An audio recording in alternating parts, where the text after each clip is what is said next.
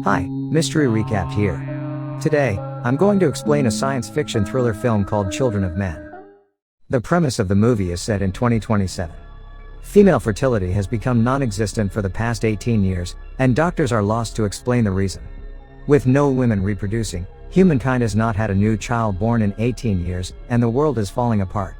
Most of the world's societies have collapsed due to war and paranoia of extinction of humans. African and East European countries collapse, and the people migrate to other wealthy nations. The UK has become a police state because of the increase in the number of illegal immigrants, and the police have the authority to arrest any they find. At the beginning of the movie, we see the news the world's youngest citizen, Argentine baby Diego, who was 18 years old, had died. He was murdered by an angry fan when he refused to give them an autograph. The newscast is watched by a saddened and stunned crowd in a Fleet Street coffee shop. Humankind is facing the likelihood of its own extinction. A man named Theo enters the coffee shop, seemingly indifferent to the news story or the crowd. Just after he leaves and stops to add liquor to his coffee, the shop is blown up by a bomb. The act is attributed to an underground guerrilla group, the Fishes. Theo is shaken by the incident and leaves work early, under the excuse of being shaken by baby Diego's death. He instead visits his friend, Jasper. The two drive to a well-hidden forest home, where Jasper lives with his catatonic wife, Janice. They live a secluded life and grow cannabis in the place. The following day, while walking to work, Theo is kidnapped by two men who put him in a van and drive off. The people reveal that they are an organization called the Fishes, who protest against the British government to provide equal rights to every immigrant. It turns out the group is led by Theo's ex-wife, Julian. Julian and Theo had a son named Dylan, who died in a flu pandemic 20 years ago. The two had not seen each other since. She first tells him that the Fishes were not responsible for the bombing of the cafe the previous day. Then one of her group angrily claims that the government bombed the cafe, trying to create discontent for the Fishes. Julian wants Theo to make fake transit papers for an illegal immigrant, with the help of his cousin who works in a government sector. Theo visits his cousin and is able to get the papers, but they specifically state that Theo himself must accompany this immigrant out of the city. He agrees, and he with Julian, her associate Luke, the immigrant Key, and her midwife Miriam drives to the southern coast of England together. On their way, they are stopped by a car in flames in the middle of the road. Soon, a large mob of people attacks them. Everyone panics, and Luke starts to drive the car in reverse. However, a person in front of them shoots Julian dead. As they flee the scene of the attack, they are pulled over by the police. When asked for their papers, Luke kills both policemen. A short funeral is held in the forest for Julian. Theo breaks off temporarily from the service and cries privately for Julian. Luke is able to find another car and drives them to a safe house on a farm where the Fishes gather. Theo tells Key that he is going to leave, and the Fishes can take care of her. However, she starts to take off her clothes. Theo is stunned when he sees that Key is 8 months pregnant. Everyone in the Fishes knows this and claims that it is a miracle. The group then discuss what should be their next move, and Theo insists they should make the pregnancy public. However, the Fishes claim that the British government would take Key and her child away and use them for their own benefit. They leave the decision to Key, who agrees to stay in the custody of the Fishes. At night, Luke wakes up to a commotion outside, and sneaks out to see two injured men arrive at the house. One of them is Julian's associate and a sociopath named Patrick. He eavesdrops on Luke and Patrick's conversation, and is horrified to figure out that Julian's murder and the riot were all planned by the Fishes. They want to use Key's baby for their own needs, presumably to make money off her. Moreover, they plan to kill Theo the following day. After hearing all this, Theo panics. He quickly goes into Key's and Miriam's room and tells them that Luke was behind Julian's death. Before her death, Julian had told Key to trust Theo before everyone, so she believes him. He takes the two women and sneaks out of the house. Theo disables all of their other cars, gets the women inside a car, and narrowly escapes them. Theo then takes them to Jasper's house since it is hidden and secluded. Arriving there, Jasper is surprised to see Key pregnant, and agrees to help them.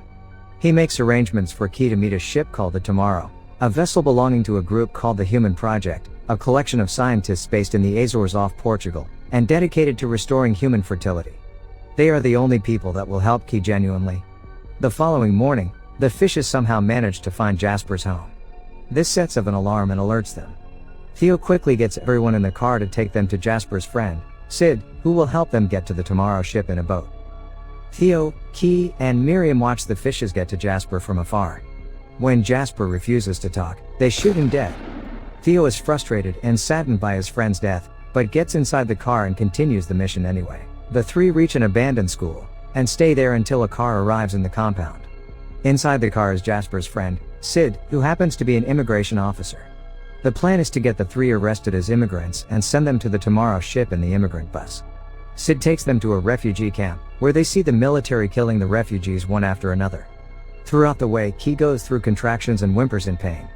Miriam, who was a gynecologist before the infertility pandemic, helps Key with the contractions. They successfully manage to get on the refugee bus and head toward Bexhill. On the way, Key's water breaks, and she is about to give birth. An immigrant officer comes inside the bus and asks what is wrong with her. Miriam acts strange to get the officer's attention off Key. She is arrested and taken off the bus, while Key and Theo reach Bexhill without detection.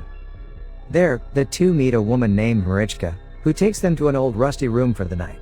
As soon as they get inside, Key's contraction gets worse and she starts giving birth. Theo helps her with it, and within some time, she gives birth to a beautiful little girl. The two happily celebrate. The following morning, they wake up to Sid and Marichka banging on the door. They tell them that the fishes have broken into the city and the National Guard have been called out to restore order. Outside, several riots and shootouts are taking place. Key tries to hide her child from them, but they eventually see her. Marichka tries to tell Theo and Key to not go with Sid because he is a bad person, but Sid threatens them with a gun. As it turns out, Sid wants to turn Theo and Key in for money. Marichka attacks Sid and the three narrowly escape. Amidst the riots and shootouts in the street, they manage to get to Marichka's family. They take great care of the baby and Key, and agree to help them to get to a boat. They put Key in a wheelchair and run outside. The streets are in chaos, bullets fly everywhere as they make their way to the boat.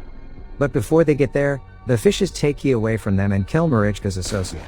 However, the fishes are attacked by the British forces, and Marichka and Theo manage to flee.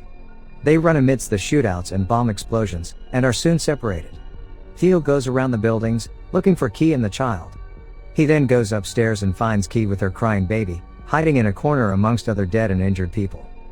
Luke is on the other side, shooting at the force from the window. As Theo attempts to take Key and the baby out, Luke opens fire in Theo's direction, but Luke is killed a few moments later, and they manage to escape. As they come out of the room, it explodes. The two finally get out of the place with the baby, as everyone who sees them is stunned. The shooting and explosions stop, as the people watch the baby in awe. A soldier orders everyone to cease the firing. Some of them get down on their knees to pray. As the two get away, the shooting starts again, but they manage to flee and reunite with Marichka. Theo, Key and the baby get into the boat and finally leave the harbor. They see fighter jets flying overhead, and Key is worried that they are late. Theo assures her that they will get to the tomorrow ship. Key sees blood and starts to freak out, claiming that she is bleeding, but Theo says that it is his, as it turns out that Luke had shot Theo before they ran away. An injured Theo teaches Key to burp her baby. As he whimpers in pain, Key tells him that she will name her baby Dylan, after Theo's late son. Theo soon loses consciousness, as Key looks around and calls his name helplessly. Just then, her faces lighten up to see the tomorrow ship in front of them. They have finally reached their destination. Before the movie ends, we hear the sound of children laughing, suggesting that the world has gone back to how it was.